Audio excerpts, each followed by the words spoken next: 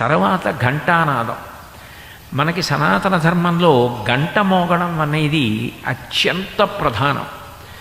దేవతలని రమ్మని పిలవాలన్నా, అంతకు ముందే అక్కడ తిష్టవేసి ఉన్న రాక్షసులు తొలగిపోవాలి అన్నా గంట మోగితే ఇంట్లోంచి రాక్షసులు వెళ్ళిపోతారు.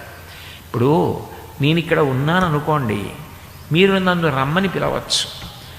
నేను ఇక్కడ ఉన్నాను అనుకోండి, అయ్యా మీరు ఇప్పటికి చాలాసేపు మాతో గడిపారు, ఇక మీరు విశ్రాంతి తీసుకోవడానికి వెడదాం అనుకుంటే మీరు బయలుదేరండి అనొచ్చు.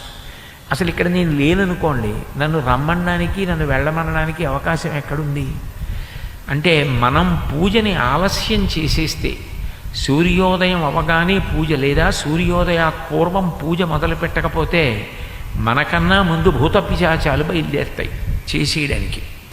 అందుకని మాకు మీతో విరోధం లేదు, మీరు వెళ్ళిపోండి, మేము పూజ చేసుకోవాలనుకుంటున్నాం అని చెప్పడానికి ఉత్తిష్టంతు భూత పిశాచాః ఏతే భూమి భారకాః, మీరు భూమికి బరువు, మాకు మీతో విరోధం లేదు, మేము పూజ చేసుకోవాలనుకుంటున్నాం, మీరు ఇక్కడి నుంచి వెళ్ళిపోండి అని గంట మోగిస్తే అవి వెళ్ళిపోతాయి. అందుకని ఆగమార్థంతు దేవానాం, దేవతల్ని రమ్మని పిలవడానికి, గమనార్థంతు రక్షసాం, రాక్షసుల్ని వెళ్ళిపోమ్మని చెప్పడానికి కురు ఘంటారవంతత్ర, గంట వాయించండి, దేవతాహ్వాన లాంఛనం, దేవతల్ని పిలవడానికి అది కారణమై ఉన్నది.